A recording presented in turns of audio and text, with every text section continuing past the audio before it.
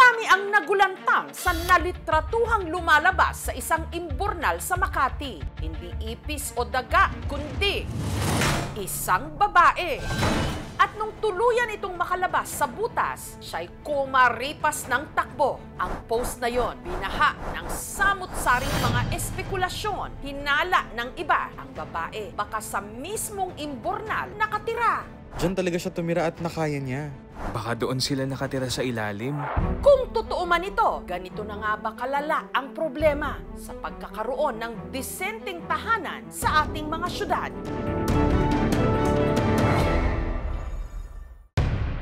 Ang nag-viral na imburnal matatagpuan sa kanto ng Adelantado at VA Rufino Streets sa Barangay San Lorenzo sa Makati City. Kung sisilipin, masikip at madilim sa loob, parang mahirap yatang magkasya ang isang tao.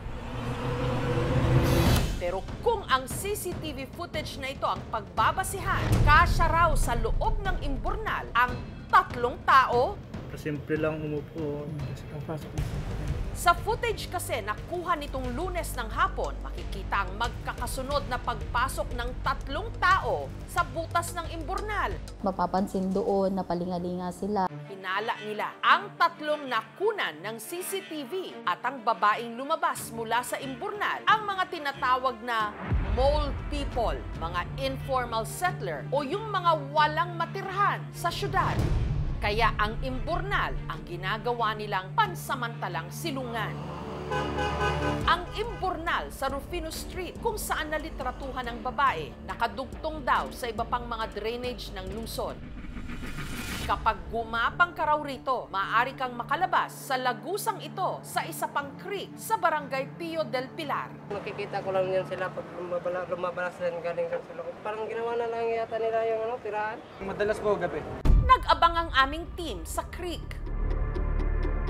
May maabutan kaya silang lalabas o papasok dito? Hanggang sa meron silang naispatan. Sa may butas po, sa may parang yung manhole po na daanan ng tubig. Tinignan namin yung bag niya kung ano yung mga laman. Pinakita niya sa amin is yung ventilador na declip tsaka yung mga regulator. Sabi niya, dumumi lang po daw siya doon kasi inabot na po daw siya ng ng kulunong tiyan eh.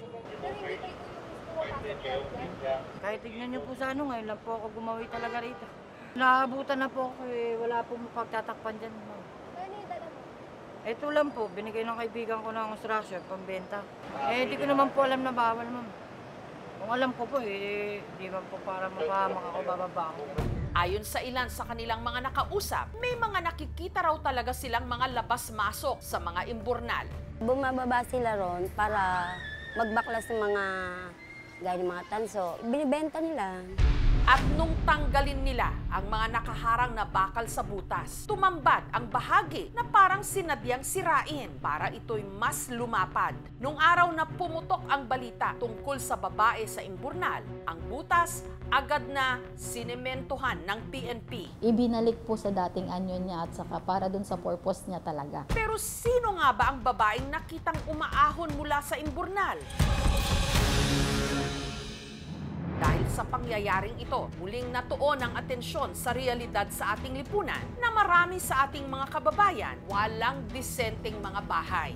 Sumisilong kahit pa sa mga kanal o sa delikadong mga lugar, pati na sa ilalim ng mga tulay. Gaya ng pamilya ni Mary Grace. Dahil wala silang sariling bahay at wala ring sapat na pera pang upa sa ilalim ng Rahabago Bridge sa Tondo, sila ngayon sumisilong.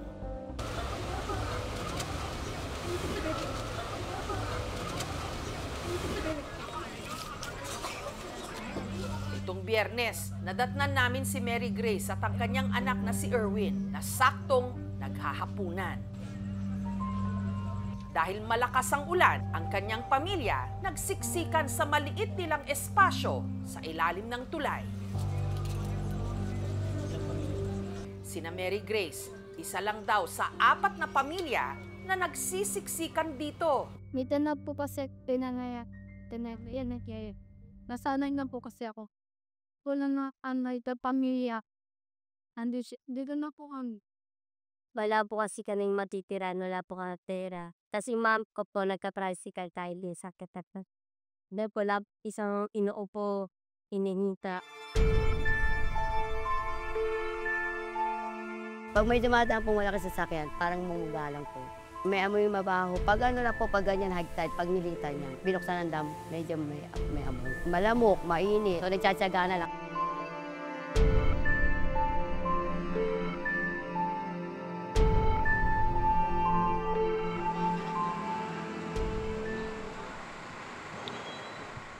Sa liit ng kanilang pwesto, kinakailangang yumuko o maglakad ng nakaupo para lang makakilos.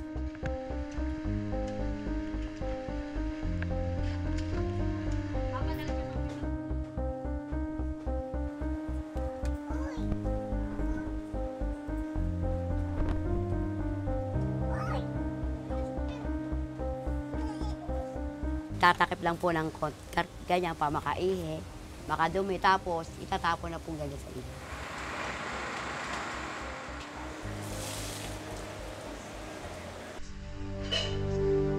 Sa paglalabada, binubuhay ni Mary Grace ang kanyang mga anak. Pero kulang na kulang daw ang kita niya rito sa kanilang pang-araw-araw na gastos. Ay bali 400 yun, yung 350 sa asa ko, yung 50 ba sa ako. Nagdadasal po namin na sana mawala na kami sa to. Pero parang hindi kaya kasi walang maayos hanap buhay. Yung nakalap natin mula sa pamahalaan natin na may 6.5 million housing backlog. Na aabot pa sa 12 million ang housing backlog sa 2028. Nabigyan naman daw sila noon ng pagkakataon na ma-relocate sa Cavite. Kaso po ang hirap ng buhay doon. Walang trabaho. Lumos na lang ulit kami na para maghanap buhay. Sinasabi lang na relocate kayo, gaganda ang buhay nyo. Pero sa loob po ng mga relokasyon, yung kakulangan ng batayang serbisyo ng tubig at kuryente, yung malayo ang mga eskwelahan, at yung pangunahin, ma'am, yung kabuhayan.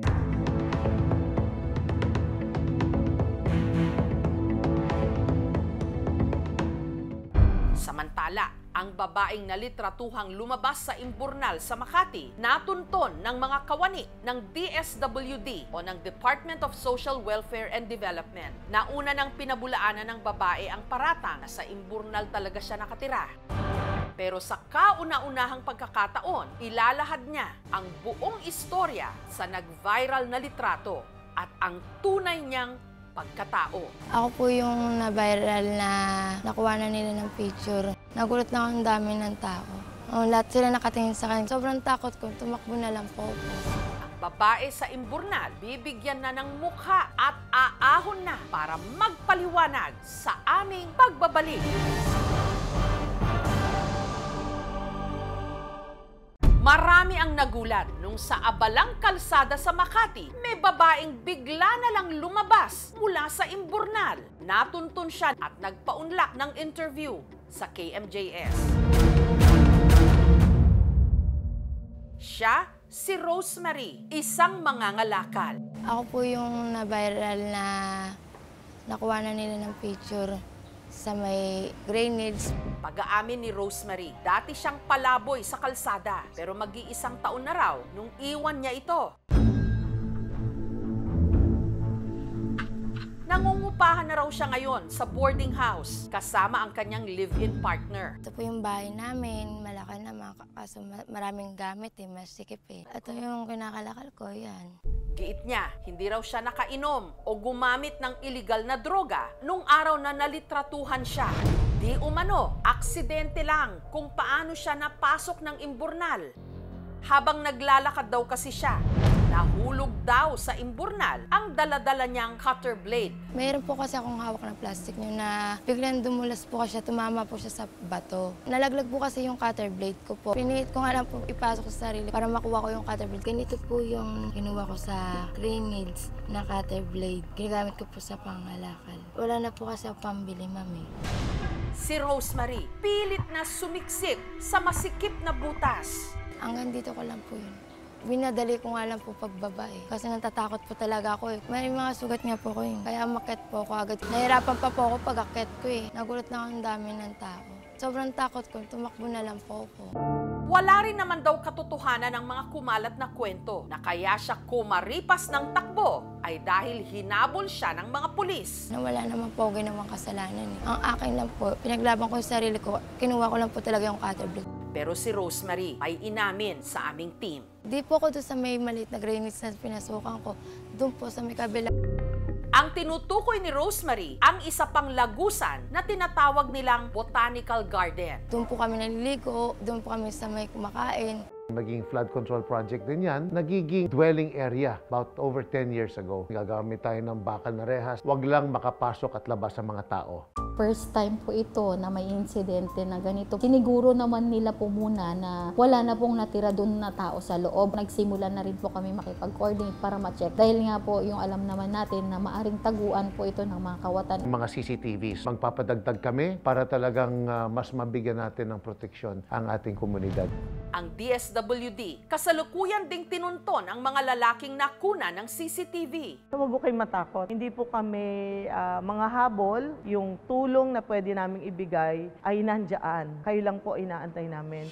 Para may panimula ang mga otoridad, nagpaabot ng tulong kay Rosemary.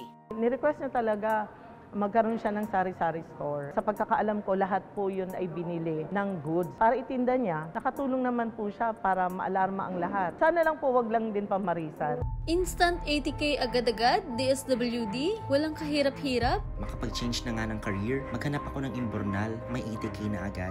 Actually, yung value po, hindi siya dapat tinitignan na sa value na, ay, binigyan ng ganitong halaga. Pero based pa rin po yun sa assessment ng social worker natin. Pwede namang mas maliit, pwede rin mas malaki. Pero ito may batayan po ito. Hindi na ako babalik sa pangangalakal. Papalagaan ko yung mga binigay nila sa akin. Dahil sa binuong ilusyon na sa lungsod, naghihintay ang maraming oportunidad. Nagsisiksikan tuloy rito ang marami nating mga kababayan. Kahit kapalit ay buhay sa dilim na walang katiyakan.